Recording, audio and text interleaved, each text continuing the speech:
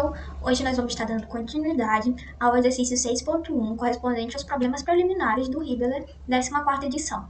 Então, na aula passada nós fizemos aqui a letra A, né, correspondente a essa estrutura, e hoje nós vamos estar fazendo a letra B, que tem essa estrutura aqui.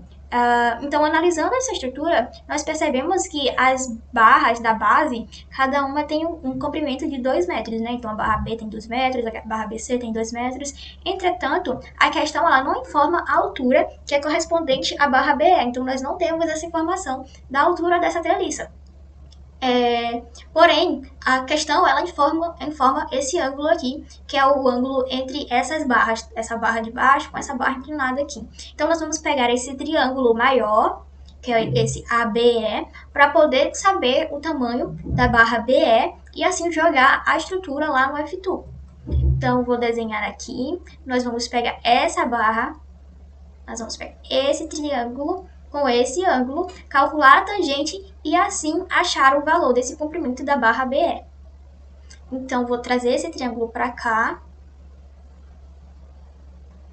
Pronto. E aqui está o meu ângulo. Eu sei que esse valor daqui de baixo, da barra AB, é de 2 metros. Porém, o da barra BE eu não sei, eu vou chamar ele de X. Então, calculando aqui pela tangente, a tangente do ângulo, que no caso é 30 graus, então a tangente de 30 graus vai ser quem? Vai ser o meu cateto oposto, que é x, sobre o meu cateto adjacente, que no caso é 2 metros. Então, o valor de x é 2 vezes o valor dessa tangente. Então, x é igual a 2 vezes a tangente de 30 graus.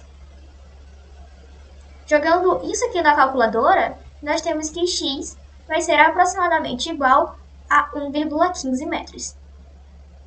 Então, o comprimento da barra BE, no caso, é 1,15 metros. Agora sim, com essa informação, nós podemos conseguir colocar essa estrutura no F2.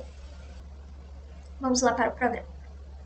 Então, aqui nós temos a questão que foi feita na aula anterior, que corresponde à letra A. Agora, nós vamos lançar a questão correspondente à letra B, no caso. Aqui, pronto.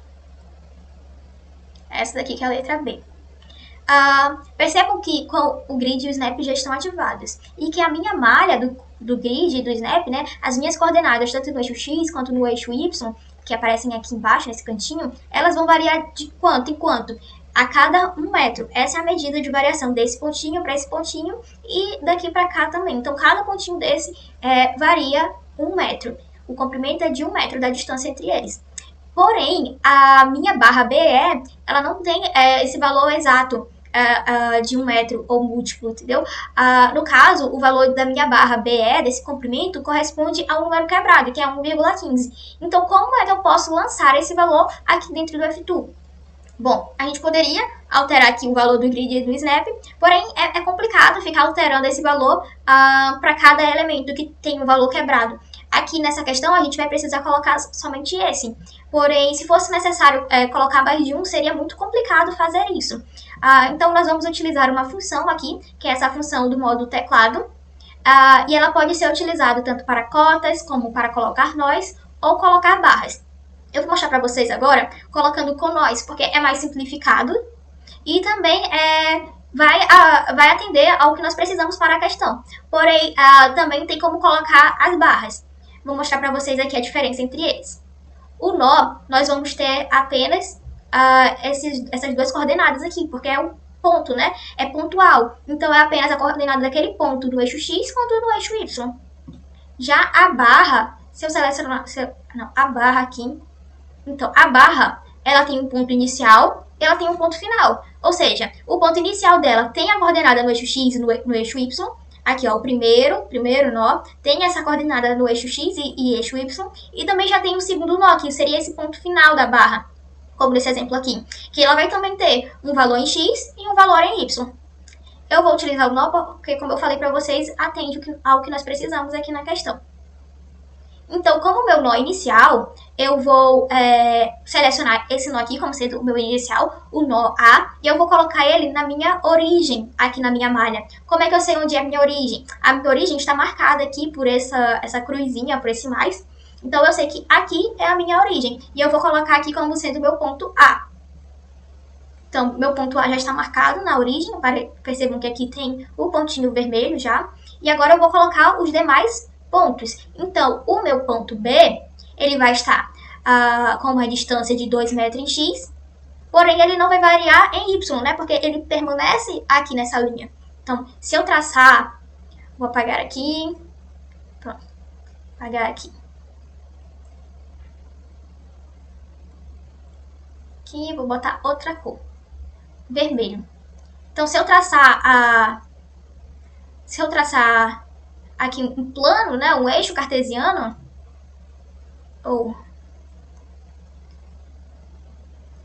se eu traçar um eixo cartesiano passando aqui por essas barras, aqui vai ser, no caso, o meu eixo X, e aqui vai ser o meu eixo Y. Então, o ponto A tá bem na minha origem, tá aqui no ponto 0, 0, né? Enquanto no meu ponto B, em X, ele vai estar a 2 metros, porém, em Y, ele vai continuar aqui em 0. Então, em X, ele vai estar a 2 metros e em Y, ele vai estar em 0. O ponto C, em X, ele vai estar aqui 2 metros. Aqui em X, ele vai estar 4 metros, concorda? Porque a distância de C para A, que é a minha origem, no caso, é 4, né? Então, em X, o meu ponto C vai estar 4 metros. E agora a gente pode colocar o nosso ponto E. Aqui o ponto E, que vai depois permite a gente fazer a ligação dessa nossa treliça maior e assim conectar a altura também. Então, o meu ponto E, no eixo X, ele vai estar a 2 metros. Estão vendo aqui, ó? Fazer o tracejado. No eixo X, ele vai estar a 2 metros. Enquanto no eixo Y, ele vai estar com 1,15, que foi o valor que nós calculamos para essa altura da barra BE, para esse comprimento. Então, em X ele é 2 metros e em Y ele é 1,15. Pronto, agora nós temos aqui os nossos pontos e nós podemos fazer a ligação. Eu vou sair do modo teclado e agora vou fazer a ligação dos nós. Vou ligar essa com essa com essa. Agora, quando eu for ligar essa com essa, eu não vou conseguir com esse nó daqui de cima. Por quê? Porque o meu grid e o snap estão ativados e meu movimento está restringido apenas onde tem os pontos da malha, que no caso seria aqui ou aqui, né? Então, eu vou desativar eles para poder fazer essa ligação, essa conexão. Então, venho nesse ponto, arrasto e conecto nesse ponto.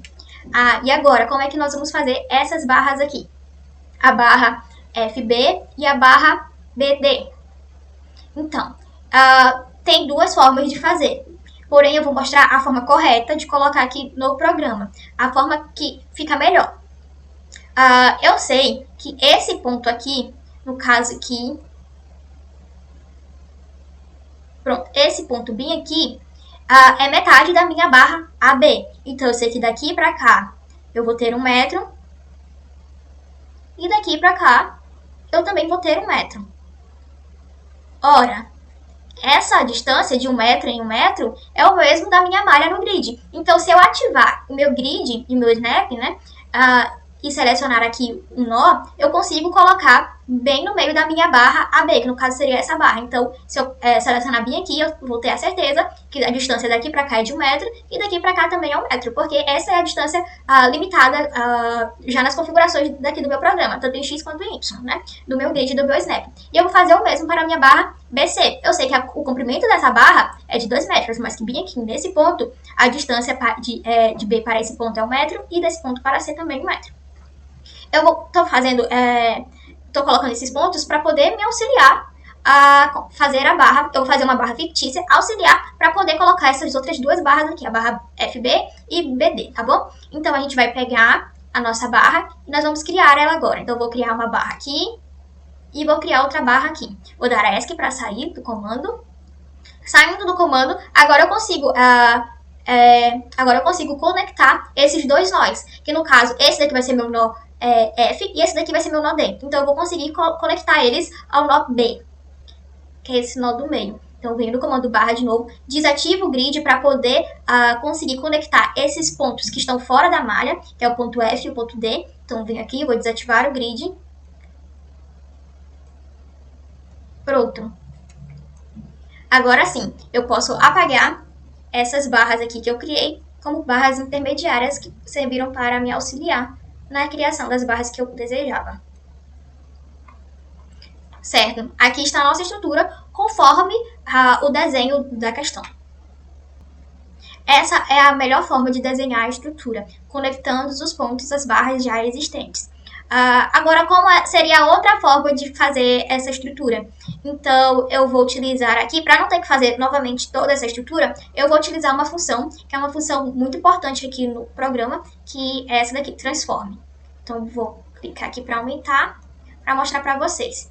Então, vai abrir essa aba aqui, esse menu, relativo a essa função. Então, você pode manter a topologia original e mover essa estrutura, rotacionar ou alterar a escala, ou você pode fazer outras funções com essa estrutura. Você pode alterar ela. Eu vou colocar para deixar uma original e criar uma cópia a partir dessa. Então, eu posso, quando eu aperto aqui, eu deixo uma única estrutura com a sua topologia. Entretanto, se eu escolher deixar a original, será criada uma cópia dessa daqui, onde eu vou poder fazer as alterações, e essa daqui vai permanecer. A minha estrutura original vai permanecer como ela está. Então, eu vou deixar essa estrutura original, que é a que eu vou utilizar para resolver a questão, e vou criar uma cópia para mostrar para vocês como algumas pessoas costumam fazer essa questão. Então, eu vou selecionar o ponto a partir do qual eu vou mover a minha estrutura. Vou ativar o grid aqui e vou mover a minha estrutura para o lado. Certo, agora sim eu tenho a minha cópia. Você também pode fazer uma cópia e rotacionar, alterar a escala, ou então espelhar ela. Mais tarde a gente vai falar um pouco sobre essas funções. Tá, então aqui está a minha estrutura. Eu vou apagar essa barra aqui e vou apagar essa barra aqui, para mostrar como algumas pessoas costumam fazer a questão. Então, tá aqui a minha estrutura, né? E aí as pessoas pensam, nossa, como é que eu vou colocar essa barra aqui do meio?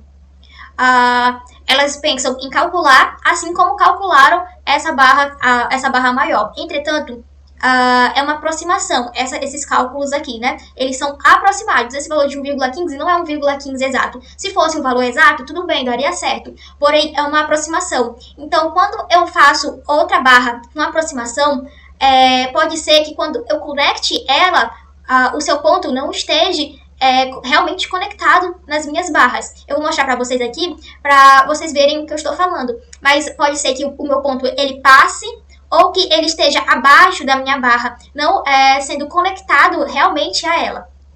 Então, se a gente calcular, como a gente fez anteriormente, cadê? Pronto. Se a gente for calcular essa altura aqui, a altura da barra do ponto F para esse ponto aqui, pega aqui outra cor, tá. Se eu for calcular essa barra aqui, correspondente a esse triângulo, eu vou colocar aqui embaixo. Então, aqui, esse daqui é meu ponto F, esse daqui é um ponto qualquer no meio da barra AB, que eu vou chamar ele de ponto... Eu vou chamar de X, não, vou chamar de Y aqui para vocês. Pronto, esse daqui é meu ponto Y. Tá, e aqui eu tenho o meu ângulo de 30 graus, né? Então, se eu for fazer o cálculo igual eu fiz aqui, eu vou saber que essa distância aqui, né, que essa distância eu vou chamar de W, W, no caso, vai ser metade dessa distância, desse comprimento. Por quê? Porque daqui pra cá eu tenho 2 metros e daqui pra cá eu tenho 1 metro, que é metade de 2, né? Logo, então, a altura vai ser metade dessa altura aqui, proporção de triângulos. Então, eu vou ter que meu valor de W, ele vai ser o quê, galera? Se eu for calcular, ele vai dar aproximadamente 0,58. 0,58. Deixa eu pagar aqui. 0,58. Que vai ser o valor de tangente de 30. Porque essa altura aqui corresponde a 2 vezes tangente de 30. Enquanto essa é 1 vez tangente de 30. Então, é só 1 vez. E se eu for jogar a tangente de 30 na calculadora, vai dar 0,58. Então, vou diminuir aqui. E agora eu vou colocar esse valor na minha estrutura. Então, com o grid snap ativado, eu venho aqui, seleciono esse ponto. E agora eu vou selecionar o meu ponto. Agora eu vou selecionar o meu ponto correspondente a 0,58 para cá e para cá. Tá, eu sei que esse ponto daqui para cá é 1 metro. Então eu vou entrar aqui no modo teclado. Em X eu vou ter que é 1 metro, enquanto em Y eu sei que é 0,58. 0,58.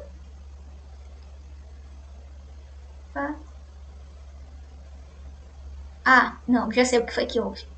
0,58, no caso eu estava fazendo para cá.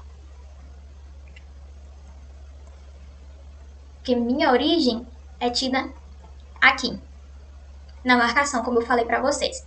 Então, eu sei que o meu x ele vai estar em 7. Então, se meu x está em 7, aqui no caso é 8. Então, meu x ele vai estar em 8 e o y 0,58.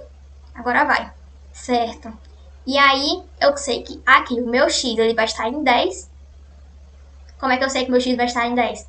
Bem que mostra, quando eu passo o cursor nesse ponto, aqui no canto aparece o valor das minhas coordenadas. Então, em x ele vai estar em 10.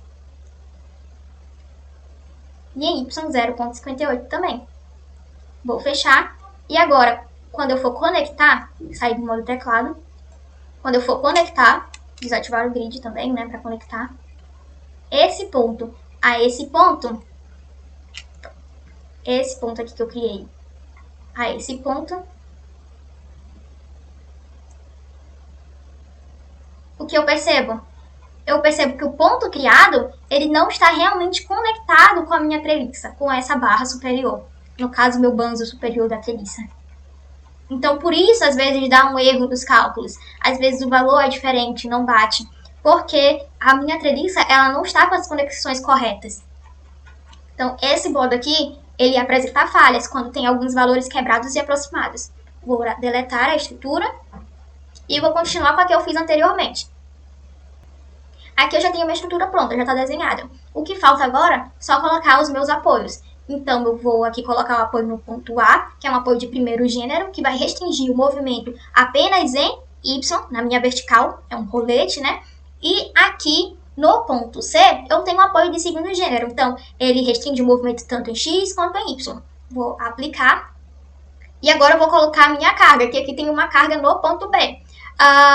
Então, a minha carga no ponto B, só vou verificar rapidinho quanto é que ela vale. 600 newtons. Olha aqui, pessoal. Newtons. Então, caso você não altere as unidades de medida, você tem que fazer essa conversão. Então, eu posso vir aqui e alterar as unidades de medida. Que força, vou colocar como newton. Tá, 2 casas. Uma casa? É, 2 casas. Pronto. E agora eu vou criar a minha força para o nó. Esse nó aqui, que é o nó B, né? Então, essa daqui é a minha carga criada anteriormente para a questão anterior. E eu vou criar uma nova. Vou botar aqui o nome dela de carga 2. Qual vai ser o valor dessa carga? Então, ela está de cima para baixo, na vertical. De cima para baixo na vertical é menos, né? Porque para o F2, positivo é de baixo para cima. Então, vai ser menos 600 newtons. Por que 600 newtons? É a carga que tem lá na nossa questão. Na questão anterior, nós fizemos a conversão. Porém, aqui, como nós alteramos a unidade de medida, não vai ser mais necessário fazer essa conversão. Então, eu coloco o valor da minha carga e coloco para aplicar no nó que já está selecionado. Eu consigo perceber que ele está selecionado porque ele já está aqui destacado na cor vermelha. Então, eu vou aplicar nesse nó. Perfeito, minha carga já está na minha estrutura. Agora, o que é que falta? Parâmetro do material, que eu vou aproveitar o da questão anterior e aplicar em tudo. E também aqui da minha seção transversal, vou aproveitar e aplicar em tudo. Tendo feito isso, vou salvar o meu arquivo. E agora eu posso ver os meus esforços axiais, os valores deles. Aqui vai aparecer dessa forma, porque é a padrão, a imagem padrão do F2, mas a escala pode ser alterada através do potenciômetro, que é essa função aqui nesse canto. Então, eu posso reduzir a escala até deixar somente com os valores. Lembrando que valores positivos correspondem à tração, enquanto os valores negativos correspondem à compressão. Todos os valores positivos todos os diagramas positivos, eles são representados em cima, na parte do topo dos elementos, né? Enquanto os valores negativos, eles são representados na região abaixo do elemento. Isso já é próprio do F2, aqui na conversão de sinais, você pode verificar como é que funciona a conversão dentro do F2, tanto para as forças axiais, quanto para a cortante e o momento fletor. Então, vou fechar aqui, não vou alterar nada, e vou deixar aqui na menor escala possível para poder ver meus resultados. Então, aqui eu tenho os esforços axiais em cada elemento, e além disso, também é demonstrado as reações de apoio. É isso, pessoal. Tchau, muito obrigada, espero que tenham gostado.